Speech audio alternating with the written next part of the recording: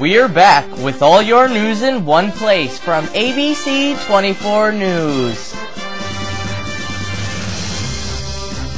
Marcus Harun is here with your local, national, and world news. From ABC 24 News World Headquarters in Hamden, Connecticut, this is ABC 24 News. There's a mysterious death of a 5-year-old girl last week. The girl who attended kindergarten at Lawrence School in Middletown became ill several days ago and died at Connecticut Children's Medical Center. City health officials do not know what caused the tragic death, but believe that it is not from a communicable disease. They also say the school building will not be tested. The House of Representatives opposed the war on Iraq, with the House voting 246 to 182 for a non-binding resolution on Iraq Friday afternoon. Attention swiftly turned to the Senate. Majority Leader Harry Breed scheduled a Saturday vote, but it will not end the debate there. We'll have more on this outcome on our website, abc24news.net. Visit us and read more about that. Well, the New Haven Coliseum came down last month. As you've seen over the last few weeks, we've had full coverage on the implosion, but now we have a follow-up video. Let's take a look at that. Good evening, everyone. I'm Marcus Harun. We're continuing now our coverage with the New Haven Coliseum. It's been 8 days have passed now. People are coming by, they're checking out, see what the rubble is left here. We're here bringing there's sand and dirt and rubble and everything. Last week it covered some of the road here on this connector right here, and there's bulldozers and people working all around here trying to finish it up, get all this rubble that's left. They brought it down, now they have to take it away. Last Saturday, they took down the Coliseum. They blew it up with many explosives. People watched from the Temple Street garage. Now there are just beams left. The parking structure, which they blew up to bring down, it's still left here. And the spiral parking garage, it's still left here for them to take apart. And that was actually a shield for the rest of the buildings here in New Haven. And so throughout the next few weeks and maybe even years, they're going to be taking all these pieces out, taking it all away so they can finish up their job and start new buildings and all different new things that they're going to build here in New Haven. I'm Marcus Harun, continuing our Coliseum coverage, ABC 24 News.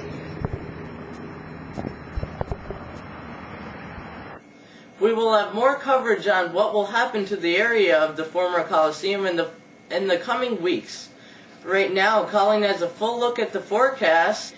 Let's have the forecast from Colleen. How's the weather going? The weather's pretty well out of here. From the last snowfall we had a couple of days ago, we've had a couple inches of snow since then. Here in New Haven, we had a couple inches, probably around 3 to 4 inches.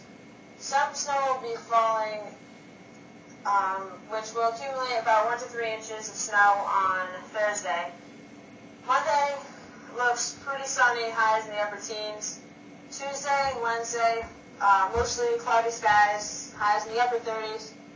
Later in the week, Thursday we'll have rain, snow, and possibly some hail with lots of winds throughout New England.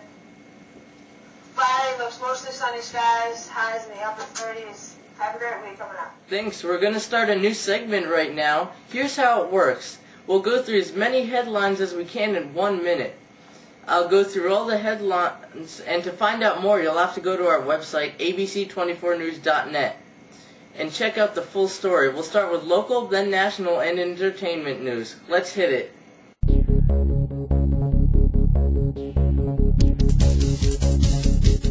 New Haven police search for a serial rapist. Norwich School has a van driver that was charged with reckless driving. Health concerns at Hartford Police Department. Attorney charged with obstructing justice. Siblings killed in separate car crashes were 1 week apart.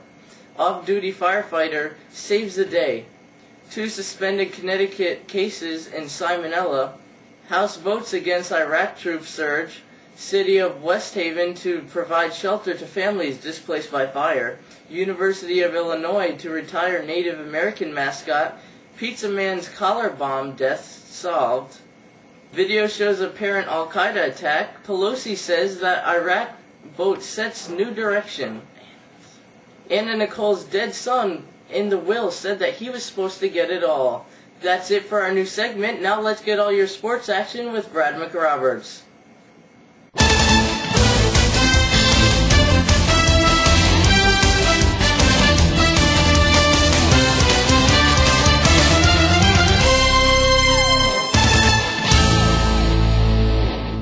Welcome to the Sports Report. In today's Sports Report, we take a look at pro and college shoots, the Super Bowl, spring training, Italian football, and Amachi's impacting coming out. Let's start out with football. The Super Bowl was a great one, in which we saw 7 turnovers, 4 turnovers to play after a turnover. In the Bears' case, Grossman fumbles, the Colts recovered, and the next play, the Colts fumbled. The kickoff returned for a touchdown as the opening drive, a heavy downpour, and Prince's Purple Rain for halftime entertainment. But in the end, Peyton and the Colts came out on top, sealing it with an interception and a 59-yard return for a touchdown. Manning won Super Bowl MVP honors with a 25-for-38 passing night, 247 yards, a touchdown in the rain. In the NBA, we have the All-Star Game lineups as well as recent streaks that are notable. The starting lineup for the East. Gilbert Arenas is the point guard, Dwayne Wade the shooting guard, Chris Bosh the forward, and Bosh and James are the forwards, and Shaq is the center. In the West, it's Allen, Bryant, Duncan, Garnett, and Howard. Some injury news. Steve Nash is out indefinitely with an injured right shoulder. Since his injury, Phoenix is 1-4. Before then, Phoenix had the NBA best record at 38-9. The Celtics have lost 24 games in a row, 19 of them without their star Paul Pierce before winning one yesterday. Miami Heat coach Pat Riley is expected to return to the bench after the All-Star break. The Heat have done alright under the assistant intern Mike Friselli at 500. Into college hoops, Duke is considered questionable for the big dance, having lost the majority of their games against the top 50 teams according to ESPN's RPI. They beat 21-ranked BC on their home court the other day. Another bubble team who is UConn, who many consider out of it, but UConn secured a berth in the Big East competition and the NIT tournament with a win over Seton Hall yesterday. UConn is going to have to run the tables and get the automatic bin because many involved in the selection Sunday don't like the strength of schedule and performance against top teams.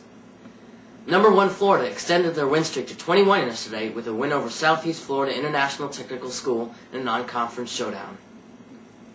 In baseball, teams have ordered all players to report to spring training, and as the season draws closer, the media got their first real chance to get a look at Boston's big off-season acquisition, Daisuke Matsuzuka. There are 100-plus media members in attendance for the 35-minute press conference. It involved 9 satellite trucks, 16 fixed TV camera positions, 75 consecutive camera clicks at the very beginning, 3 questions about knuckleball, and 3 about dealing with the media. Matsuzuka calmly answered all the questions sitting atop the Boston Red Sox spring training home dugout, and his interpreter made sure there were no errors in talking. Amici came out in his recent book, Man in the Middle. He played center for the Utah Jazz. A recent riot outside Italian soccer stadiums forced the Italian officials to cancel all fans from attending soccer games. That's the end of the sports report. Back to you, Marcus.